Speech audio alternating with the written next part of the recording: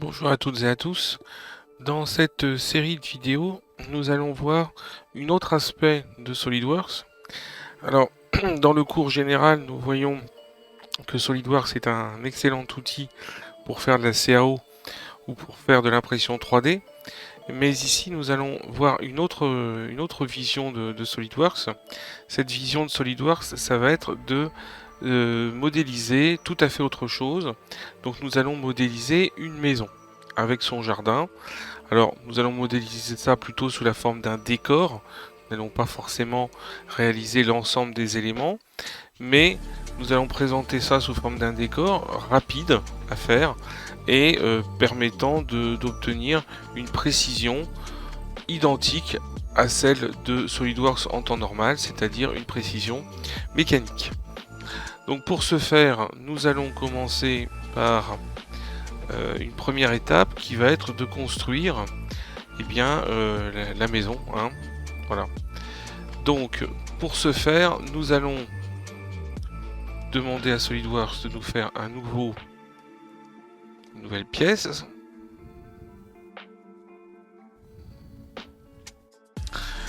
Dans cette nouvelle pièce, nous allons pouvoir commencer à construire les différents éléments de la maison. Alors, je vais commencer évidemment par le terrain et ça me permettra de positionner les autres éléments en fonction de ce terrain. Puisque un terrain c'est à plat, et bien on va utiliser le plan de dessus et puis on va positionner une esquisse sur le plan de dessus. Sur ce plan de dessus, je vais donc faire une esquisse et sur cette esquisse, nous allons pouvoir commencer à modéliser. Donc je vais modéliser en utilisant un rectangle par son centre. Donc ceci me permettra d'avoir un point d'accroche qui est ce fameux centre sur lequel je pourrais accéder quelle que soit la partie de laquelle je suis. Voilà, donc je fais mon rectangle et ensuite je vais sélectionner mes deux lignes. Alors hop, je vais sélectionner cette ligne-ci et cette ligne. Alors, pas du tout. Je vais sélectionner tout ça. Sélectionner cette ligne et cette ligne. Pour sélectionner les deux lignes en même temps, j'ai utilisé la touche CTRL de mon clavier et je vais demander à ce qu'elles soient égales. Ainsi comme ceci, je fais un carré sans avoir besoin d'utiliser des cotations intelligentes deux fois. Alors, il ne faut pas oublier qu'on travaille en millimètres sur SolidWorks la plupart du temps. Vous voyez bien en bas, je suis en millimètres grammes seconde. Donc, je vais faire la longueur de mon terrain. Donc, cotation intelligente. Et là, je vais faire un terrain de 25 000 millimètres.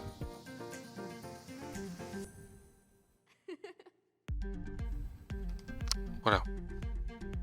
Donc ça veut dire tout simplement de 25 mètres.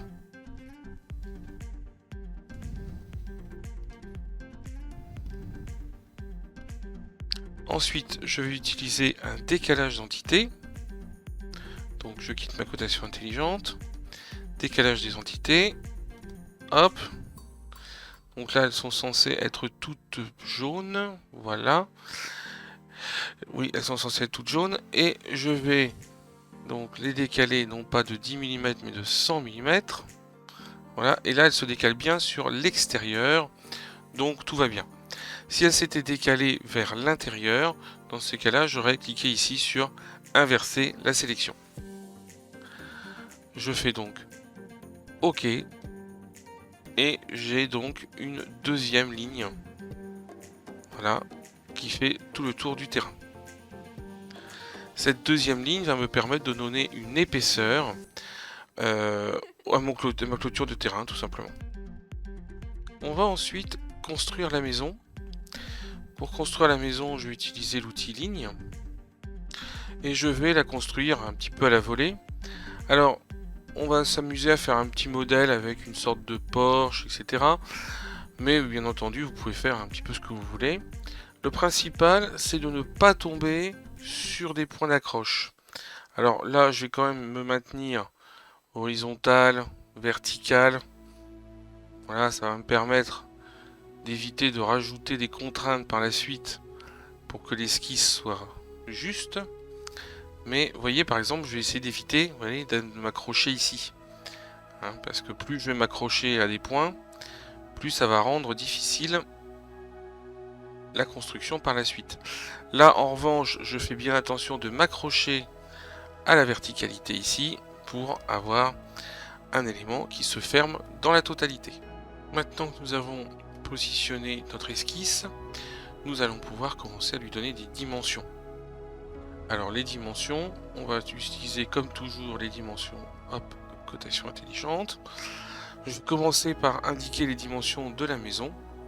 Donc je vais faire une maison qui fait 9 mètres de long. Toujours 9000 puisque nous sommes en millimètres. Et 9 mètres de large. Voilà, on va faire une maison carrée. Voilà. À partir de ce carré, ici, on va faire une avancée qui va faire 11 550.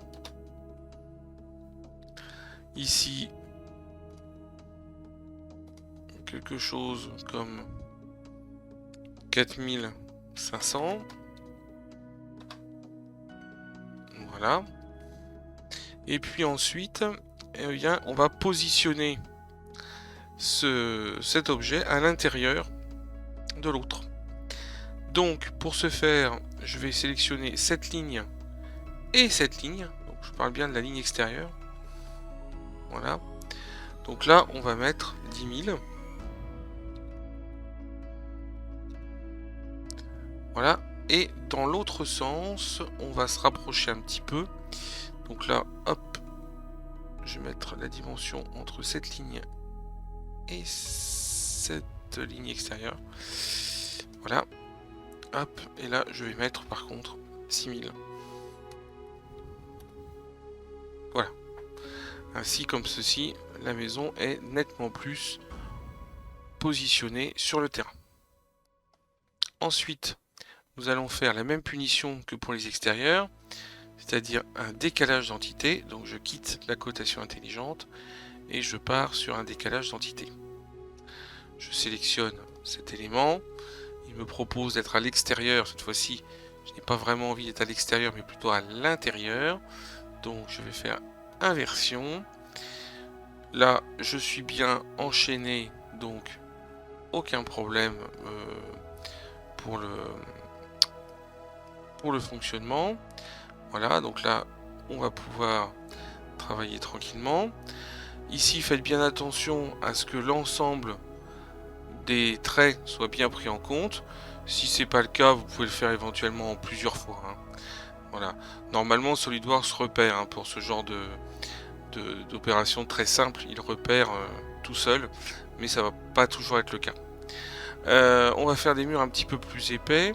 Donc là, je vais pas faire 130 mm, 100 mm, 130 mm, pardon. Voilà. Hop. Et donc là, je valide. Et on remarque bien que j'ai mes doubles éléments.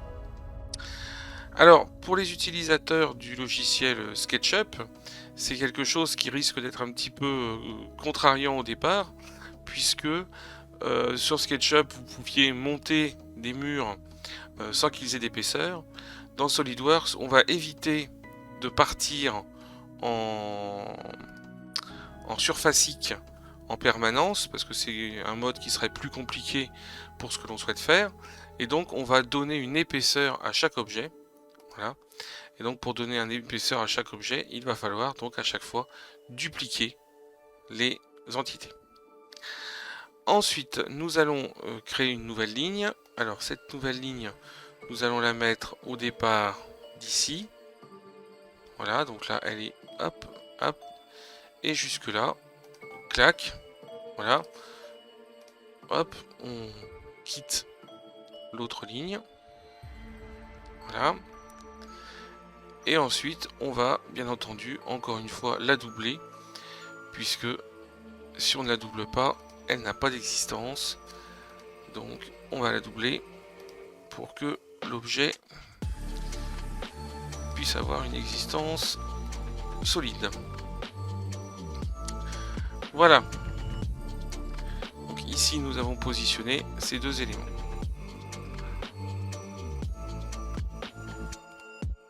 Puisque nous sommes en train de faire le plan de masse de la maison, nous allons en profiter pour faire une terrasse. Pour faire une terrasse, on va encore une fois utiliser le décalage d'entité. Cette fois-ci, on va décaler de 900 mm. Donc ça veut dire de 90 cm. On va sélectionner ceci. Voilà. La sélection se fait dans le bon sens. Là encore, si elle s'était fait dans le mauvais sens, il suffisait d'inverser la sélection ici. On fait OK. Et puis, on va relier hop, horizontalement ici. Clac. Et on va relier verticalement ici. Je reprends mon outil ligne. Clac. Voilà. Ensuite, on va ajuster les entités, donc supprimer ce qui ne nous sert pas. Je me disais bien qu'il y avait un petit bout qui traîne ici. Bien faire attention à tous les petits bouts qui traînent. Parce que ça, lorsqu'on va commencer à se mettre en 3D, ça risque de poser des problèmes. Je valide l'ajustement. Et ici, je vais mettre une cotation intelligente. Donc, entre ce point et ce point, voilà, de 1875 mm. Voilà. Nous avons donc maintenant terminé cette partie. Nous allons hop, reculer un petit peu, fermer l'esquisse et nous allons commencer à extruder. Alors, on va extruder de façon simple.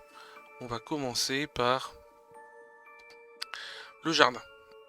Donc bossage base extrudé. Là, l'intelligence artificielle de SolidWorks ne sait pas par quel bout commencer puisque nous avons fait beaucoup trop d'esquisses.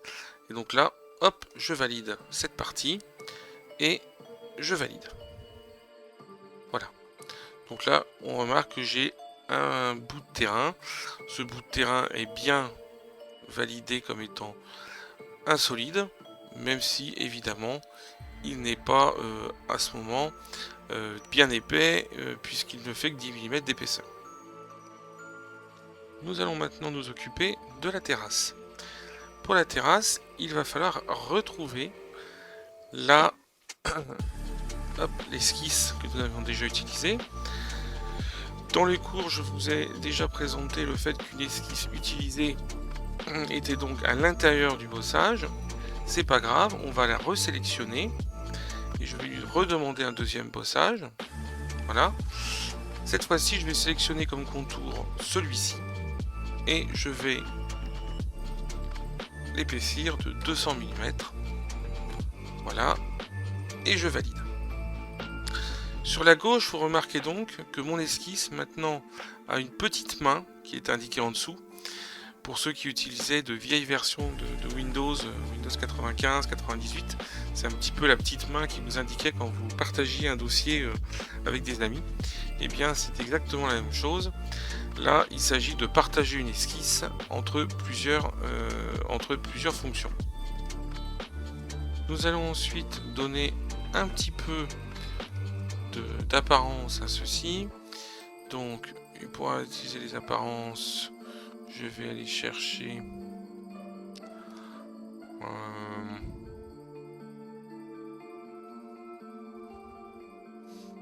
par exemple, on va aller chercher pierre, architectural, trouver quelque chose. Le marbre, c'est peut-être pas très réaliste. Voilà, par exemple, pavé, hop, Alors, c'est pas le corps, c'est ça, voilà. Juste extrusion. Et comme ça, nous avons déjà notre terrasse qui est positionnée. Nous recommençons maintenant à nouveau une extrusion. Donc, esquisse, extrusion. Là encore, mon esquisse contient plusieurs éléments, donc je vais aller sélectionner les bonnes. Je vais sélectionner les murs. Donc là, on vérifie bien que ça fait le tour. Oui, ça fait le tour, il n'y a pas de problème. Et cette fois-ci, les murs, on va mettre 8000 de hauteur pour que ça fasse 8 mètres de haut. Hop, et je valide. Alors, on voit bien que SolidWorks a repris la dernière apparence pour la mettre en face. Bon, c'est pas très grave, de toute façon, il va falloir bien sélectionner tout ça. Donc, on va sélectionner toutes les faces. Donc, pour sélectionner toutes les faces, on utilise bien entendu la touche contrôle du clavier. Voilà. Une fois toutes les faces sont sélectionnées, je vais aller récupérer autre chose. Alors, cette fois-ci, on va peut-être pas partir sur...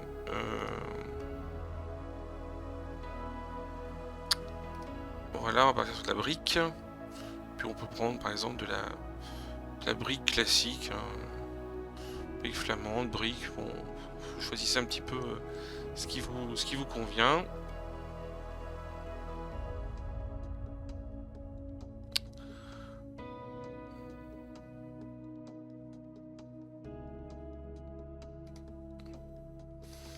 Bon, alors évidemment, ça n'avait pas tout sélectionné, c'est pas grave.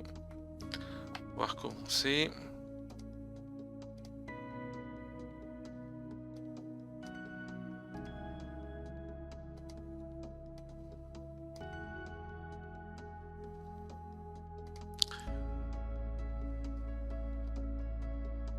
Voilà. J'en profite.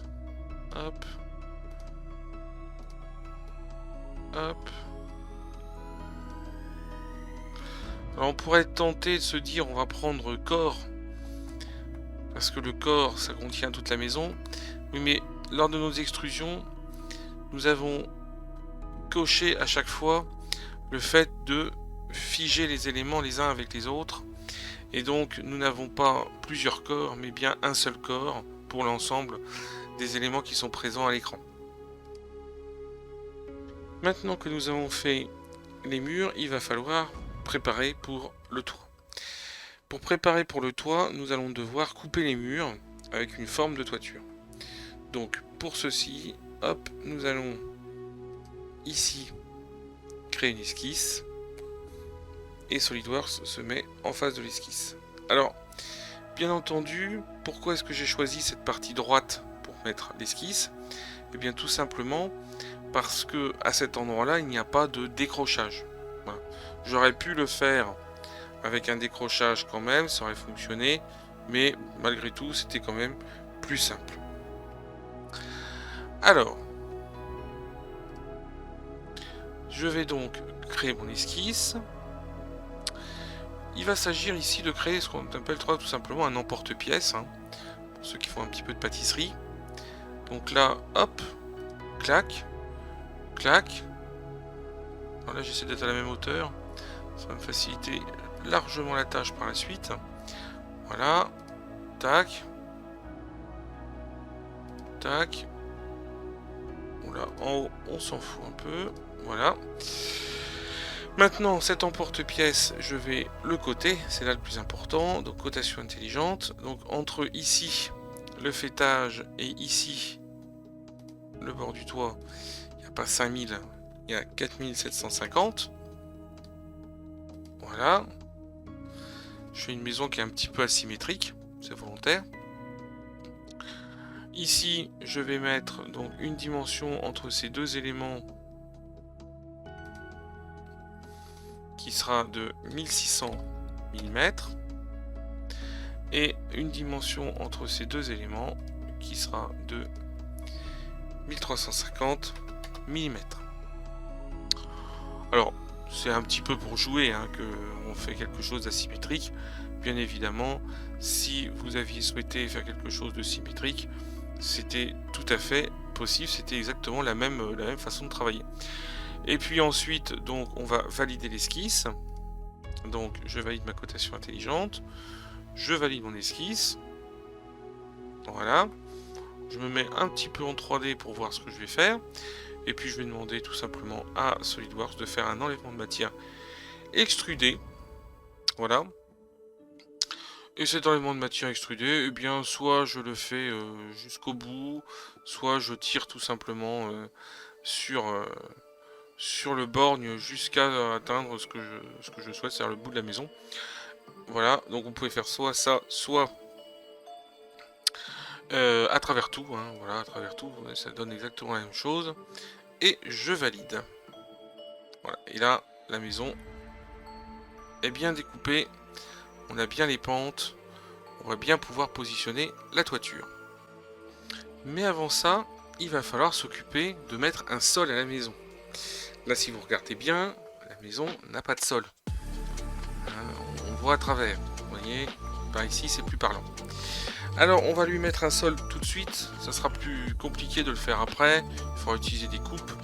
Donc, on va revenir sur l'esquisse 1, une fois de plus. Et je vais demander à nouveau donc une extrusion. Voilà, de cette esquisse 1. Cette extrusion sera de 1000 mm.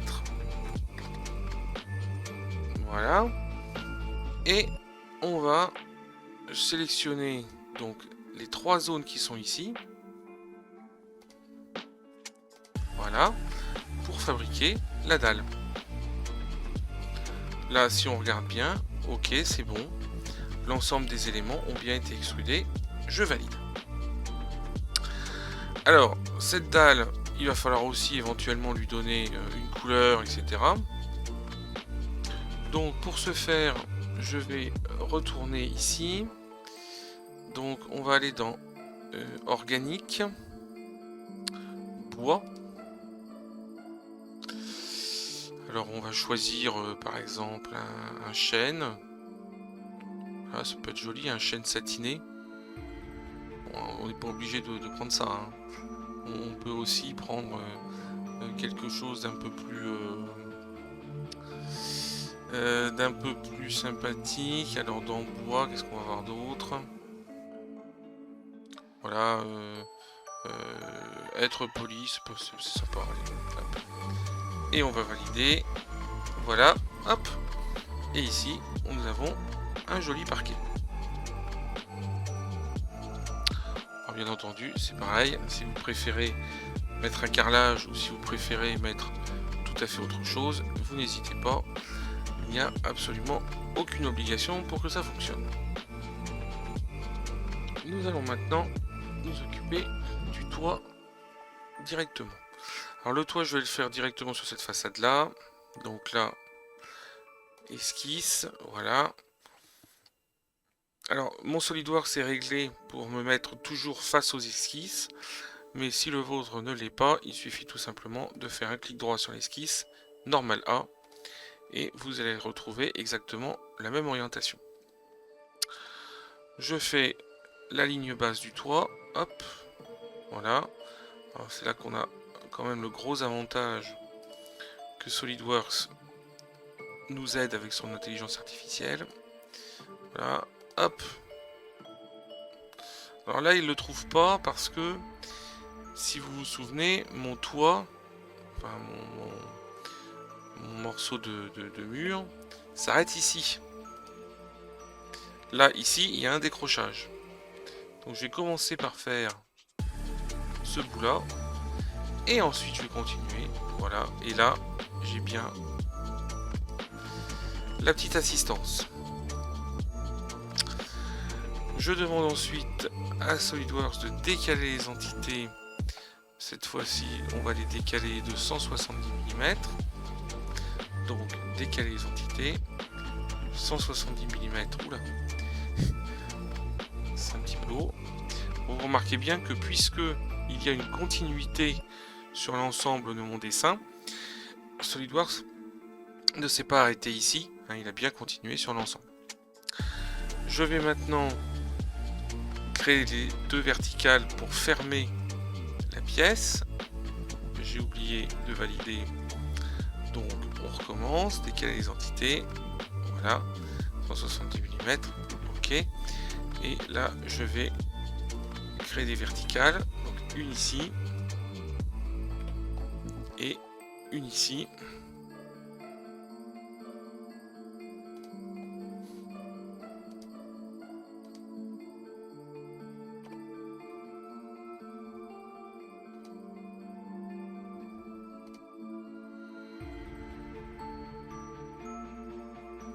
Moi j'ai dû créer un bout de ligne en trop. On va le supprimer. Hop, c'est pas bien grave. Et maintenant on va ajuster tout ce qui ne sert à rien. Donc ça, ça et ça. Voilà. Là on voit bien, il y a un changement de couleur. Le changement de couleur nous indique bien que SolidWorks a bien créé un solide.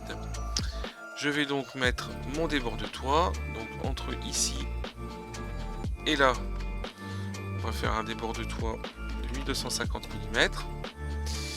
Là, vous voyez que évidemment, ça va modifier la géométrie, mais pas de panique. On va sélectionner cette géométrie et cette géométrie, et on va lui demander d'être collinaire. Ainsi, il ne pourra pas y avoir de problème. Cotation intelligente, on recommence sur l'autre façade, 1250 mm.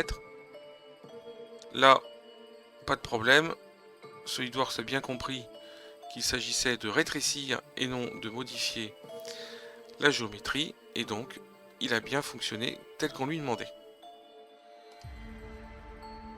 Je vais ensuite quitter mon esquisse